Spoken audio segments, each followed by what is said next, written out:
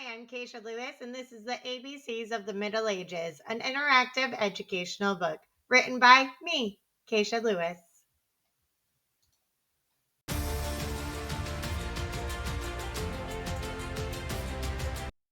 Dedication page. To my children, Everly and Heimdall, may your curiosity and love of learning always shine. To my husband, thank you for standing beside me and cheering on every big idea. And to every student I have had the joy of teaching, your questions and energy inspire me every single day. A. Armor. Knights wore metal armor to keep themselves safe in battle. It covered their bodies and included helmets, shields, and sometimes chainmail. Tiny metal rings linked together. B. Black Death. The Black Death was a terrible sickness that spread across Europe in the 1300s. It killed millions of people and it changed life for everyone. C. Castle. Castles were fortified homes for lords and nobles. They provided protection during attacks and were the center of medieval life and defense. D. Dungeon. Dungeons were dark, creepy jail cells that usually under castles. They were used to lock up prisoners or punish people. E. Estates. In the Middle Ages, an estate called a manor was a large piece of land where people lived and worked. A lord lived in the big house, and peasants and serfs farmed the land. F.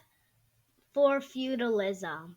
Feudalism was how people were organized.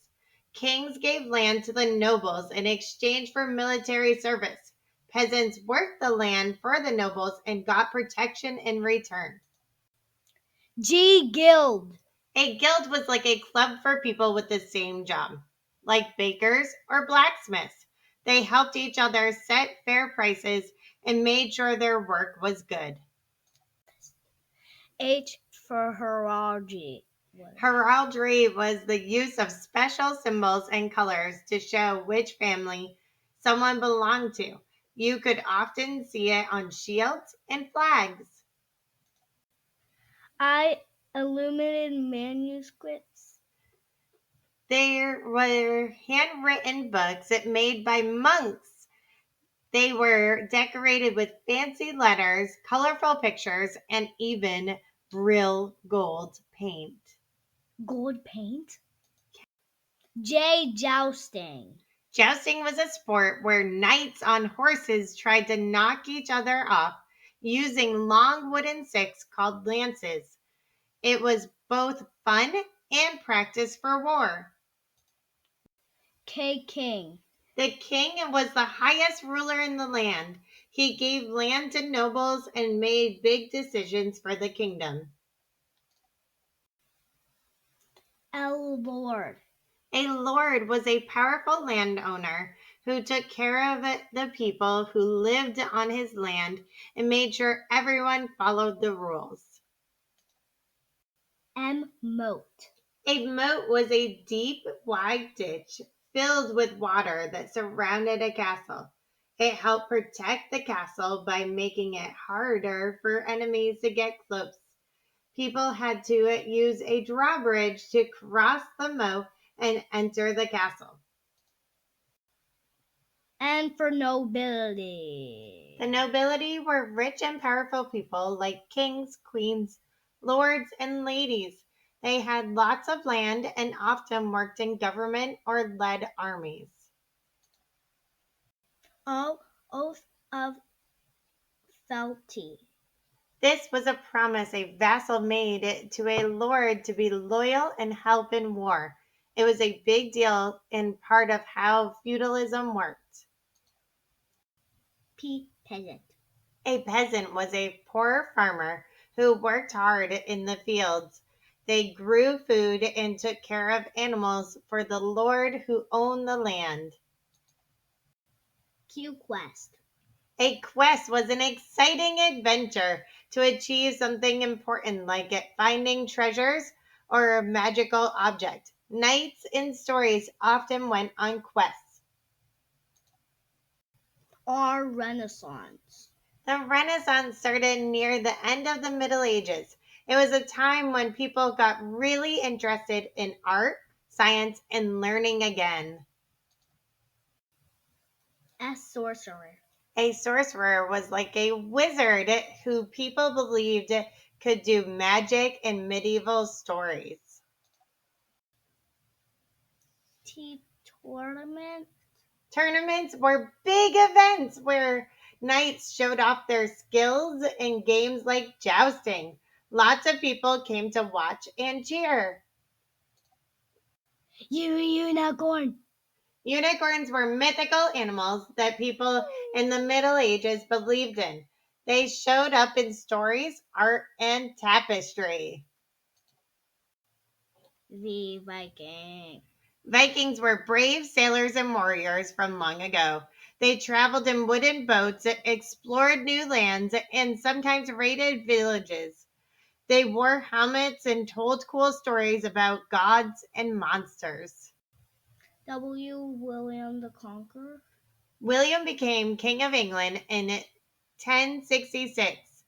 After winning a battle, he brought many changes, including a new language and laws. X. X marks the spot. Old maps sometimes use an X to show special places like battle sites or where treasure might be buried. Y. Yew tree. The yew tree's wood was perfect for making longbows, strong, tall bows used by English archers in battles. Z. Zeppelin. Zeppelin, even though flying machines didn't exist yet, inventors like Leonardo da Vinci in the late Middle Ages dreamed up early airship designs. Now it's your turn to make your own ABC project. You are going to research key terms and definitions and bring them back to the topic of the Middle Ages. So if you find something like unicorn, you're not telling me about unicorns and rainbows in a modern day sense. You're telling me about unicorns in the fact that they relate to the Middle Ages. So now is your turn. You're going to follow the steps on the board. This project is downloadable on Teachers Pay Teachers if you would like to do so. These are the steps for your student to follow at home or in the classroom. And you're going to walk through building this. You can do it by hand or you can do it with awesome websites like Canva.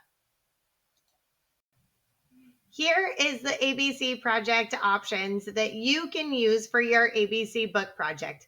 There is a whole list here that you can pause and look at, or like I said, you can download this project on Teachers Pay Teachers, or you can go through and purchase this book on Amazon, and the back pages actually include the project for the project-based learning ABCs to pair with this book.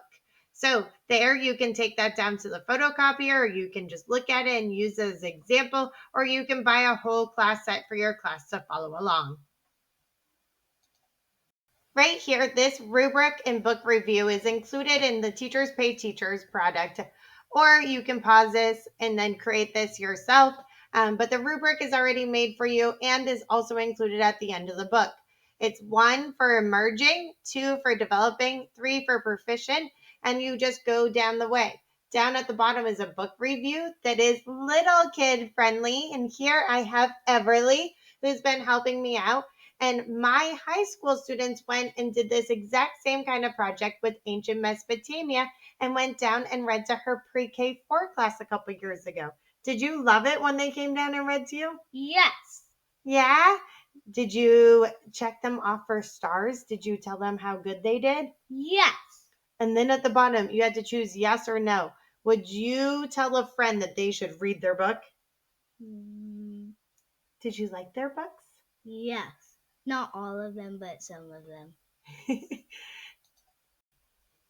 About the author, Kaisha Louis is a proud teacher, mom, and wife who believes history should feel like an adventure you can touch. She earned her degree in secondary education for social studies from the University of Maine at Farmington with a minor in political science, and has spent her career turning dates and facts into hands-on fun.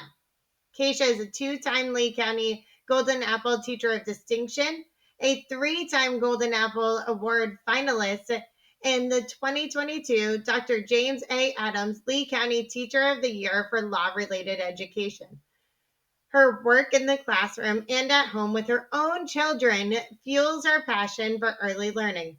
She brings the past to life through her History Guru channel on YouTube for older students and the ICVC Early Learning channel for younger ones.